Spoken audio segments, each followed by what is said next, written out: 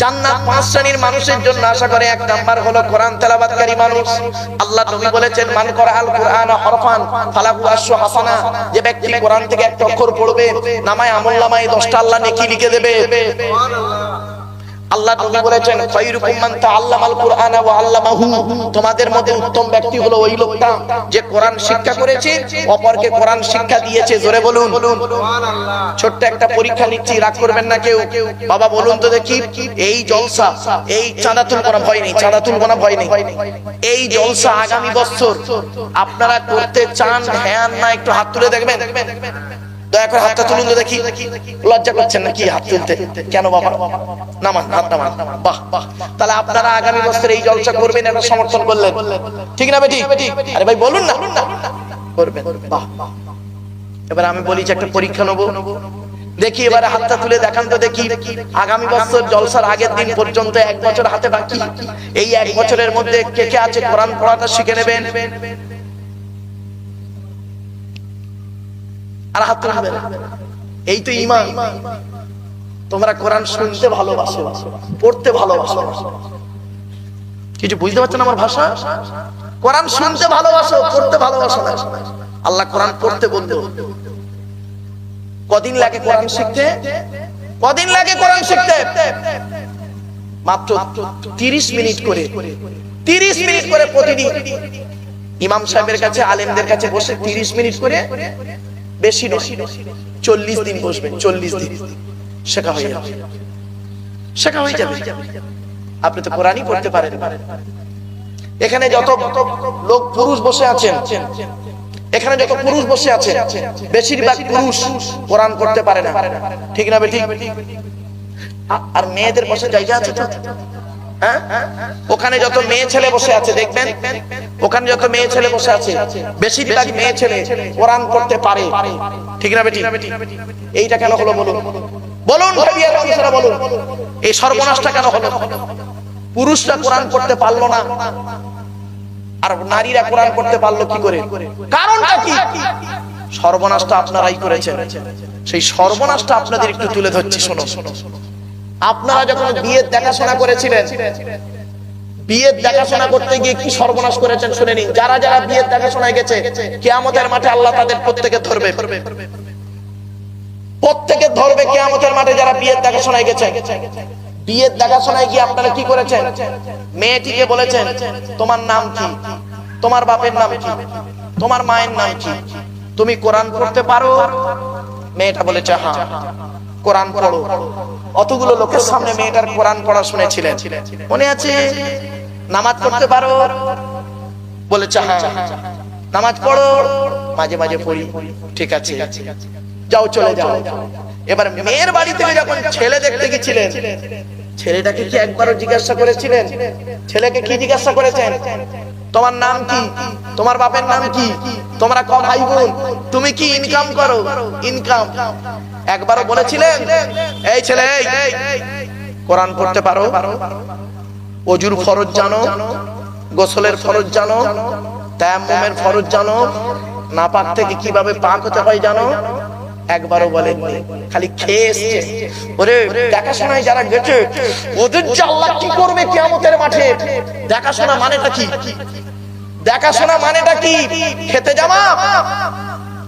দেখাশোনা মানে খেতে যাওয়া নয়, ভালো করেই দেখাশোনা করা।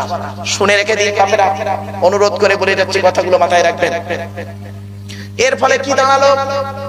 30 বছর পরে বুড়োটা কোরআন পড়তে পারে না, বুড়ি এখন দেখবেন চশমা দিয়ে কোরআন পড়ে। এত বড় সর্বনাশটা থেকে দূরে সরে আসুন। যা হয়েছে হয়েছে, আগামী দিন থেকে চেষ্টা করুন, কোরআন তেলাওয়াত করুন। তাই মুমিনের পরিচয় হলো তালিয়াল কোরআন, প্রত্যহ কোরআন তেলাওয়াতকারী মানুষের জন্য জান্নাত আশা করে। জোরে বলুন সুবহানাল্লাহ। এক নাম্বার, 5 শ্রেণীর মানুষের জন্য জান্নাত আশা করে। 2 নাম্বার হলো ওয়াহাফিজিল লিসান, জবানকে হেফাজতকারী মানুষের জন্য জান্নাত আশা করে। জবানকে হেফাজতকারী মানুষের জন্য জান্নাত আশা করে। বক্তব্য শুরুতেই বলেছিলাম, হারাম খাবার খাওয়া থেকে জিভটাকে ঠিক করুন, বাজে ভাষা বলা থেকে জিভটাকে ঠিক করুন, পরনিন্দা পরচর্চা করা থেকে জিভটাকে ঠিক করুন। চলো 3 নাম্বার হলো খুব ইম্পর্টেন্ট, ওয়ামুতইমিল জিআন, ক্ষুধার্তকে খাদ্য দানকারী মানুষের জন্য জান্নাত আশা করে। গরিবকে খাওয়াতে পারেন না, বাপের নামে মায়ের নামে গরিবকে খাওয়াতে পারেন না, গরিবকে দান করতে পারেন না। আল্লাহর নবীর কাছে একজন ব্যক্তি এসে বললেন, ইয়া রাসূলুল্লাহ, যুদ্ধের ময়দানে গেছিলাম, এসে দেখছি আমার মা মারা গেছে, আমি এখন কি করব? নবীজি বললেন, শোনো, তুমি তোমার মায়ের জন্য দান খয়রাত করবে, মায়ের জন্য রুহে মাগফিরাতের দোয়া চাইবে। আরেকজন ব্যক্তি উঠে দাঁড়িয়ে বললেন, হে নবী, আমি আমার বাপ আর মা দুজনেই মারা গেছে, এখন আমি কি করব? নবীজি বললেন, শোনো, মান যারা কবরা আবাইহি আও আহাদিহিমা ফি কুল্লি জুমআতিন গুফিরা লাহু ওয়া কুতিবা লাহু বারাআ। নবী বললেন, জুম্মার দিনে যদি কোনো ছেলে তার বাপ আর মায়ের কবরটা একবার জিয়ারত করে, ছেলের দোয়ার ওসিলায় বাম্মার কবরটাকে আল্লাহ পাক আলোয় আলোকিত করে দেয়। রাগ করবেন না, কবর বাপের কবরের ধারে গিয়েছে, মাম্মার কবরটা জঙ্গল হয়ে পড়ে আছে, আপনার ঘরটা কি পাথর বসিয়েছে। এই ঘরে কদিন থাকবেন? কয়েকদিন। আর ওই ঘরটায় কদিন থাকবেন? কিয়ামত পর্যন্ত। তাহলে যেখানে কিয়ামত পর্যন্ত থাকবেন সেই ঘরটা একটু পরিষ্কার করুন না, সেই ঘরটা একটু পাথর বসান না, সেই ঘরটা একটু লাইটিং করুন না, সেই ঘরটা এসি লাগান না। আমি ওই বস্তু পাথরের কথা বলিনি, বস্তু এসির কথা বলিনি। ভালো ভালো কাজগুলো করে যাও। মানুষের উপকার করতে না পারলে ক্ষতি করতে যাবেন না, ভালো কাজ করুন। আল্লাহ কোরআনে বলেছেন, ইন্নাল্লাযীনা আমানু ওয়া আমিলুস সলিহাত কানাত লাহুম জান্নাতুল ফিরদাউসিন নুজুলা। যে ব্যক্তি ঈমান আনবে, ভালো ভালো কাজগুলো করবে, তার ঠিকানা হবে জান্নাতুল ফিরদাউস। সুবহানাল্লাহ। তাহলে 3 নাম্বার হলো অমুতিমির জিআন, ক্ষুধার্তকে খাদ্য দানকারী মানুষের জন্য জান্নাত আশা করে। মা বোন বাবাজি যুবক ভাইদের বলছি, গরিবদেরকে খাওয়াবেন, এতিমদের খাওয়াবেন। এতিমের মাল খাবেন না। অনেক ব্যক্তি এমন আছে দেখবেন, বাপ মারা গেছে, চাচা বেঁচে আছে, ছোট ছোট ভাইপোদের সম্পত্তি চাচা নিজের নামে রেকর্ড করে বসে আছে, উনি আবার হাজী সাহেব। ছি ছি ছি। আল্লাহর কোরআন বলছে, ইন্নাল্লাযীনা ইয়াকুলুনা আমওয়ালাল ইয়াতামা যুলমান ইন্নামা ইয়াকুলুনা ফি বুতুনিহিম নারা ওয়া সায়াসলাউনা সাঈরা। আল্লাহ পাক বলছেন, যারা এতিমের মাল খেয়ে নেয়, গরিবের মাল যারা খেয়ে নেয়, এতিমের মাল যারা খেয়ে নেয়, তারা তাদের পেটে নরকের আগুনগুলো ঢোকাতে শুরু করে। আমি আল্লাহ তাদের জন্য সাঈর নামক জাহান্নাম নির্ধারিত করে রেখে দিয়েছি। আমার বাপেরা, খবরদার এতিমের মাল খাবেন না, খবরদার খাবেন না। এতিমকে ভালোবাসুন, এতিমকে ভালোবাসুন। আল্লাহর নবী বলেছেন, আমি বলিনি, আল্লাহর নবী বলেছেন, শুনুন, মান আওয়া ইয়াতীমান ইলা তুআমিহি ওয়া শারাবিহি আওজাবাল্লাহু লাহুল জান্নাহ। আল্লাহর নবী বললেন, কোন ব্যক্তি যদি কোন এতিমের মাথায় হাত বুলায়, এতিমকে পানি পান করায়, এতিমকে খাবার খাওয়ায়, আওজাবাল্লাহু লাহুল জান্নাহ, আল্লাহ পাক তার জন্য জান্নাত ওয়াজিব করে দেয়। আপনি এতিমের সঙ্গে খারাপ আচরণ করলেন, আপনি একজন মুসলমান, এতিম বাচ্চার হক মেরে খেলেন, আপনাকে ছাড়া হবে না। No consider concession. চলো, 4 নাম্বার হলো জান্নাত আশা করে অমুকসিল উরিয়ান, বস্ত্রহীনকে বস্ত্র দানকারী মানুষের জন্য জান্নাত আশা করে। গরিবের বস্ত্র দেবেন, গরিবকে বস্ত্র দেবেন, বস্ত্রহীনকে বস্ত্র দানকারী মানুষের জন্য জান্নাত আশা করে। ছোট্ট একটা উদাহরণ দিচ্ছি, কিয়ামতের মাঠে 2 দিকের প্রশ্ন হবে। কদিকের? 2 দিকের প্রশ্ন হবে। শুনে নিন, খুব গুরুত্বপূর্ণ আলোচনা এটা। এই ওয়াজ শোনার লোকের অভাব, আওয়াজ শোনার লোকের অভাব নেই। 2 দিকের প্রশ্ন হবে কিয়ামতের মাঠে। মা বোনেরা ভালো করে শুনে নিন। 1 নাম্বার প্রশ্ন হবে আল্লাহর তরফ থেকে। আল্লাহর তরফ থেকে কি কি প্রশ্ন হবে শুনে নিন। আল্লাহ কিয়ামতের মাঠে আমাকে আপনাকে বলবে, নামাজ পড়েছিলিস, রোজা রেখেছিলিস, যাকাত দিয়েছিলিস, দান খয়রাত করেছিলিস? আমি আপনি কি বলবো? আল্লাহ, মাঝে মাঝে নামাজ পড়েছি, মাঝে মাঝে রোজা রেখেছি, শয়তানের পাল্লায় পড়ে ছেড়েও দিয়েছি। আপনি দয়ালু দয়াবান, আজকের মাফ করে দিন। আপনি যদি আজকের মাফ না করেন, আমার কোনো রাস্তা নেই। আল্লাহ সেদিন বলবেন আমাকে আপনাকে, তা নামাজ পড়লিনি কেন? নামাজটা কি কারণে পড়লিনি বলতো? তা আমরা সেদিন কি বলবো? আল্লাহ, এত কাজে ব্যস্ত ছিলাম, বউ বাচ্চার জন্য এত ব্যস্ত ছিলাম, ওদের পেটে অন্ন জোগানোর জন্য টাইম পাই। আল্লাহ বলবেন, তা আজকের দিনে তো সে বউ বাচ্চারা গেল কোথায়? আজকের দিনে বউ বাচ্চারা গেল কোথায়? ও বান্দা কি বলবে জানেন? আল্লাহ সব চিটিং বাজ, চিটিং বাজ, মুনাফিক, বদমাইশ। আল্লাহ বলে কেন? ফেরেশতাদের বলবে আল্লাহ দেখ কিরকম গালাগালি দিচ্ছে, দেখ যে ছেলে বউ কেন তারা সব কোথায় গেল? তো কেউ নেই, সব সরে পড়েছে। আল্লাহ বললেন আচ্ছা পৃথিবীতে তোকে কোনো আলেম উলামা কেউ বলেনি? আল্লাহ বললেন পৃথিবীতে কোনো আলেম উলামা এই কোরআনের বাণী এই আয়াতগুলো বলেনি?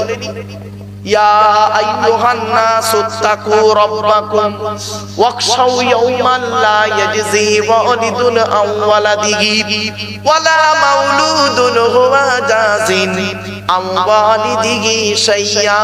হে মানব জাতি, সেই দিনের ভয় করো যেদিন বাপ তার ছেলের কোনো উপকার করতে পারবে না। এই কথা বলেনি তোর কেউ? তখন আমরা কি বলবো জানেন? হ্যাঁ আল্লাহ বলেছিল তো, আব্দুল্লাহ ইল মারুফ এসে বলেছিল, কিন্তু অত গুরুত্ব দিয়ে বিশ্বাস করতাম না। সত্যি সত্যি হবে। আবু বকরকে অনুসরণ করুন, আবু বকর সিদ্দিক রাদিয়াল্লাহু তাআলা আনহু নীতি অনুসরণ করুন, জান্নাত। হযরত ওমরের নীতি অনুসরণ করুন, জান্নাত। হযরত উসমান গনির নীতি অনুসরণ করুন, জান্নাত। হযরত আলীকে ফলো করুন, জান্নাত। হযরত বেলালকে ফলো করুন, জান্নাত। আপনি হযরত আব্দুল্লাহ ইবনে মাসউদকে ফলো করুন, জান্নাত। হাসান বিন সাবিতকে অনুসরণ করুন, জান্নাত। আপনি তো অনুসরণই করেন। আপনি কি করেছেন? ধর্মের মধ্যে মারামারি লাগিয়ে দিলেন। কি মারামারি লাগিয়ে দিলেন? সামান্য জিনিস নিয়ে, গোল টুপি, গোল টুপি, লম্বা টুপি, চেরা জামা, ফাড়া জামা, তবলিগ, ফুরফুরা, বেরেলি, ওয়াহাবি, জামাত ইসলামী, আহলে হাদিস, বুকে হাত বাঁধা, নাভির নিচে হাত বাঁধা, জোরে আমিন বলা, আস্তে আমিন বলা, 8 রাকাত তারাবি পড়া, 20 রাকাত তারাবি পড়া, মোনাজাত করা না করা, কিয়াম করা না করা, এ ওর বলে কাফের, ওর বলে কাফের। ঠিক না বেটি? খবরদার নয় বাবা। কবরে গেলে আপনাকে জিজ্ঞাসা করবে না তুই তবলিগ না ফুরফুরা না বেরেলি না জামাত ইসলামী না আহলে হাদিস। কবরের প্রশ্ন হবে তোর রব কে ছিল রে? তোর রব কে? তোর নবী কে? মানে হাজার রাজুল মা হাজার রাজুল, এই লোকটাকে চিনিস? কে এটা? রাসূলকে দেখানো হবে মা দিনুকা, তো দিন কি? তাকে সেখানে বলা হবে মা সিলসিলাতুকা, তো সিলসিলাটা কি ছিল পৃথিবীতে বল। বাড়ি থেকে ভাববে। সাময়িক কথাগুলো বলছি তো হয়তো আপনারা অনেকে খারাপ ভাবছেন। না বাবা, আমি এই কথাগুলো যদি আপনাদেরকে না বলি কিয়ামতের মাঠে আল্লাহ আমাকে ধরবেই ধরে। এজন্য আমি চেষ্টা করি আপনারা যে যাই সিলসিলা করুন অন্তত এই কোরআনের পথে ফিরে আসুন, এই কোরআনের পথে ফিরে আসুন, হাদিসের পথে ফিরে আসুন। আল্লাহ নবী বললেন বনি ইসরাইলের মধ্যে 72টা দল ছিল। কত কত কত? 72টা দল ছিল বনি ইসরাইলের মধ্যে। আর আমার উম্মতের ভিতরে 73টা দল হবে। 73টা দল হবে। তার মধ্যে একটা দল জান্নাতি, বাকি সব জাহান্নামী। তখন সাহাবীরা বললেন ইয়া রাসূলুল্লাহ সেই দলটার নাম কি? নবীজি বললেন মা আনা ওয়া আসহাবী, যে দলে আমি আছি আমার সাহাবীরা আছে, যে দলে আমার নীতি আছে, আমার সুন্নাত আছে, আমার সাহাবীদের সুন্নাতগুলো আছে, আদর্শগুলো আছে, ওই দলই জান্নাতি। জোরে বলুন সুবহানাল্লাহ। এখন প্রত্যেক দলই বলে আমরা আহলে সুন্নাতুল জামাত, ঠিক না বেটি? কে বলে না আমি আহলে সুন্নাতুল বাইরে বলে কেউ?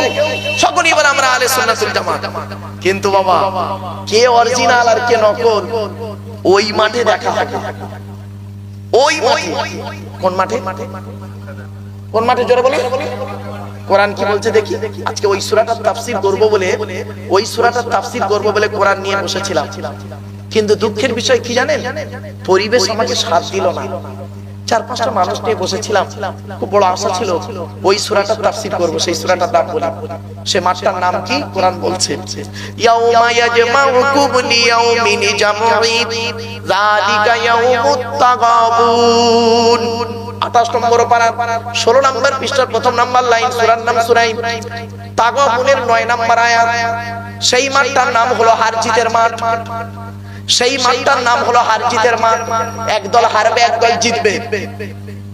দেখা যাবে আপনি যাকে ঘৃণা করছেন সে জান্নাতে চলে যাচ্ছে, আর আপনি যাকে ভালোবাসতেন সে হয়তো জাহান্নামের মধ্যে পড়ে আছে।